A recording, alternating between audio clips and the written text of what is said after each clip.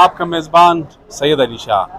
Mines and mineral act Balochistan assembly نے pass کیا، باقاعدہ قانون بن چکا ہے۔ جمعیت علماء اسلام بھی اس کا حصہ تھی۔ جب بل پاس کیا جا رہا تھا تو جمعیت علماء اسلام کے اکثر اراکین موجود تھے۔ اس پر بات کرنے کے لیے میرے ساتھ موجود ہے جمعیت علماء اسلام کے مرکزی رہنما، سابق صوبائی وزیر سینیٹر حافظ عبداللہ۔ پاس ہوا بل بھی نہیں، اب تو باقاعدہ قانون بھی بن چکا ہے۔ اب مولانا صاحب فرماتے ہیں کہ جی ہم تحریک اتباع بھی انہوں نے جمع کی ہے، عدالت میں بھی شاید چیلنج کرنے جا رہے ہیں۔ کوئی ابہام ہے؟ اگر ذرا بلوچستان کے لوگوں کو آپ بتائیں۔ بسم اللہ الرحمن الرحیم۔ سب سے پہلے تو بہت شکریہ علی شاہ صاحب، آپ بلوچستان سے آئے، یہاں باعثت مہمان ہے۔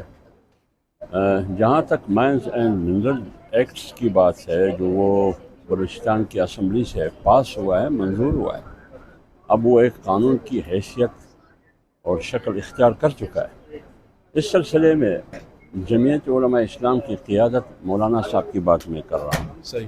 مولانا صاحب اس دوران یہ کراچی میں تھے۔ 13 اپریل کو کراچی میں اسرائیل مرد آباد جلسہ تھا، اس کو وہاں اطلاع ملی کہ یہ ہوا ہے۔ فوراً مولانا صاحب نے نوٹس لیا کہ ہمارے ایم پی ایس کا کردار کیا تھا۔ جب ان کے علم میں آیا کہ ان کا کردار مشکوک ہے، جسے آپ نے سوال اٹھایا، اور آپ وہاں رپورٹ بھی کرتے ہیں، آپ وہاں صحافت کے میدان میں ایک ممتاز اور علی شان چہرہ ہے، آپ سب کچھ آپ کو پتہ ہے، آپ اسمبلی میں ہوتے ہیں، جب اسمبلی کی اجلاس ہے وزراء، سب کچھ آپ کو معلوم ہے کہ کیا ہو رہا ہے اور کیا ہوا۔ تو آپ سے جو کوئی چیز میں نہ چھپا سکتا ہوں نہ آپ سے پوچھی جائے۔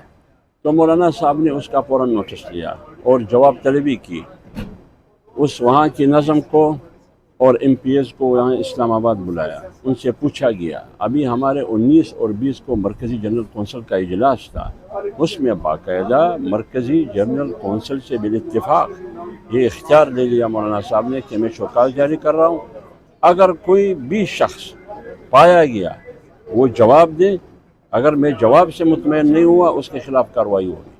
یہ اسٹیٹ اوے فیصلہ ہے جنرل۔ یہ حافظ صاحب بتائیں، چونکہ یہ تو جو اسٹینڈنگ کمیٹی ہے مائنز اینڈ منرل کی، اس کی قائمہ کمیٹی کے چیئرمین حاجی غلام دستگیر بادینی ہے، آپ کی پارٹی سے تعلق ہے، وہ نہیں تھے تو حاجی زابد ریکی نے اس کو پیش کیا۔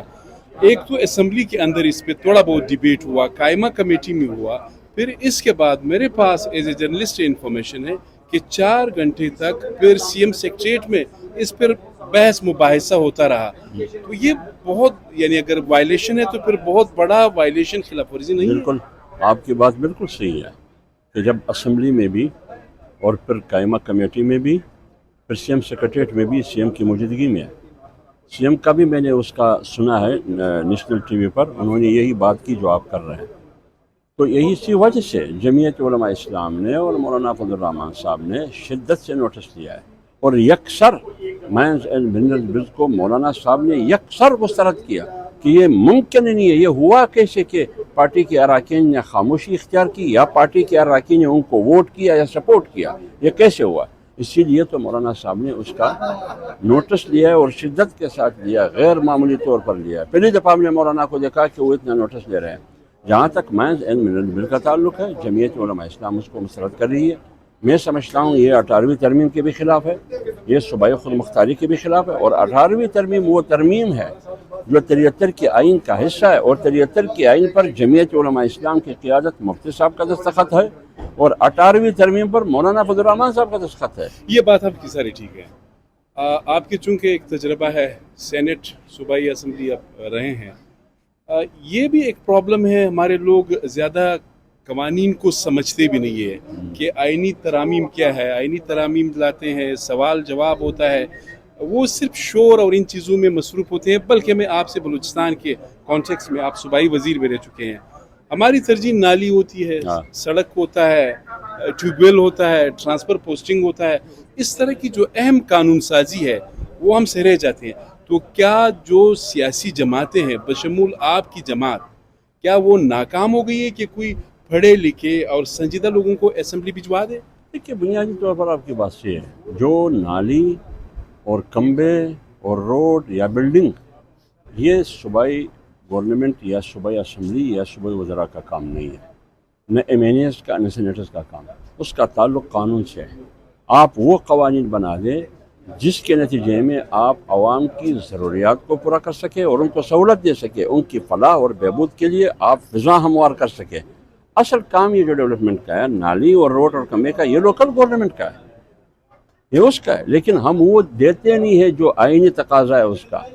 اس لیے جب اسمبلی میں ایک ایم پی 70 کروڑ پہ دیکھ کر، جو ہم آپ بھی سن رہے ہیں میں بھی سن رہا ہوں، مولانا صاحب کہتے ہیں کہ پوری اسمبلی بک چکی ہے، تو آپ بتائیے کہ حافظ حمداللہ بحثت ایم پی 70 کروڑ دے کر اسمبلی میں آتا ہے، اور ایک ارب روپے تقریباً کم و بیش جو میں نے سنا ہے مبینہ طور پر وہ دے رہے ہیں وزارت حاصل کرنے کے لیے، پر آپ مجھے بتائیں وہ قوم کی ترقی کے لیے کام کرے گا؟ وہ اس کی ترجیح قانون سازی ہوگی؟ اس کی ترجیح کیا؟ اس کی ترجیح پیسہ کمانا۔ وہ کہتے ہیں پیسہ پینک تماشا دیکھ، پیسہ کمانا، خرچ کرنا اور پھر 10 گنا کمانا۔ اس لیے جمعیت علماء اسلام نے بار بار کہا ہے کہ موجودہ اسمبلیاں عوام کی ووٹ کی نمائندہ اسمبلیاں نہیں ہیں، نہ حکومت ہے۔ ابھی ہمارے مرکزی جنرل کونسل میں فیصلہ بھی یہی ہوا کہ یہ نمائندہ اسمبلی نہیں عوام، خواہ چاروں اسمبلی اور وفاقی اسمبلی۔ اس لیے ہم یہ چاہتے ہیں کہ اس ملک میں صاف اور شفاف انتخابات ہو، جس میں غیر سیاسی اشرافیہ، جس کو ہم اسٹیبلشمنٹ کہتے ہیں، کسی قسم کی مداخلت نہ ہو۔ یہ تو منڈی لگی تھی 8 فروری 9 فروری کو، یہ تو نیلام گر تھا، اس کو تو ہم الیکشن نہیں کہتے، یہ تو آکشن عبداللہ تھا۔ صاحب نے بہت تفصیل سے بات کی، یہی پرابلم ہے، ہماری ترجیح پی ایس ڈی پی ہوتی ہے، نالی ہوتا ہے، سڑکیں ہوتی ہے، پھر اس دوران اس طرح کے بڑے اہم بل جو ہے یا امینڈمنٹ جو ہے وہ کیے جاتے ہیں، یہ billions of dollars, trillions of dollars. Balochistan ایک صوبہ نہیں، ایک کمپلیٹ ریجن ہے، اس کو سمجھنے کی ضرورت ہے۔ آپ کا بہت بہت شکریہ حافظ صاحب۔